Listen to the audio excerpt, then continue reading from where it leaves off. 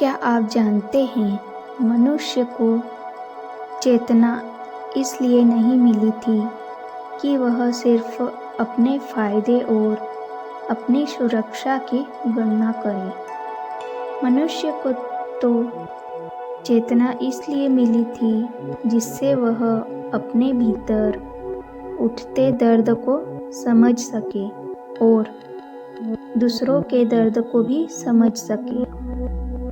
लेकिन हमने तो चेतना को डर का उपकरण बना लिया।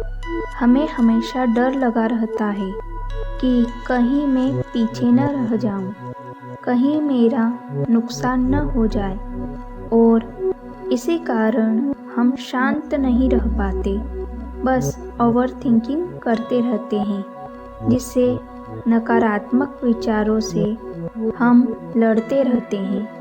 जहाँ पैसा साधन नहीं रहा बल्कि सुरक्षा की दीवार बन गया है।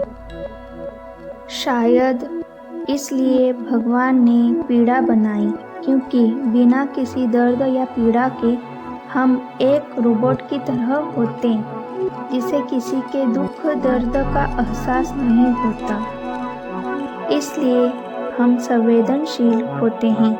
यहीं से धन चेतना का पहला नियम शुरू होता है। धन वहाँ टिकता है जहाँ संवेदनशीलता होती है। जो व्यक्ति सिर्फ अपने लिए जीता है वह पैसे तो कमा सकता है, लेकिन उसे संभाल नहीं सकता। और जो व्यक्ति अपने कर्म में करुणा रखता है और अपने मन में भगवान के प्रति विनम्रता रखता है, धन भी स्वयं उसका रास्ता ढूंढ लेता है। भगवान धन के विरोध में नहीं है। भगवान उस लोभ या लालच के विरोध में है जो मनुष्य को अच्छा या बुरे का अनुभव करना बंद करवा देता है। जब हम यह समझ लेते हैं कि पैसा हमारी सुरक्षा नहीं, पैसा तो हमारी जिम्मेदारी है, तभी धन हमारे जीवन में स्थिर रूप से प्रवेश करता है। पीड़ा ने ही हमें सिखाया है कि अकेले जीतने से सुख नहीं मिलता, और यहीं से पवित्र धन की चेतना का जन्म होता है, जहाँ पैसा सिर्फ जमा नहीं किया जाता बल्कि सही दिशा में उपयोग किया जाता है, जहाँ कमाई का उद्देश्य दूसरों को छलना नहीं है बल्कि स्वयं को और दूसरों की सहायता करना होता है।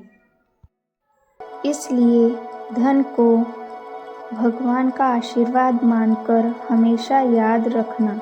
जहाँ संवेदनशीलता होती है वहाँ भरोसा बनता है, जहाँ भरोसा होता है वहीं धन टिकता है।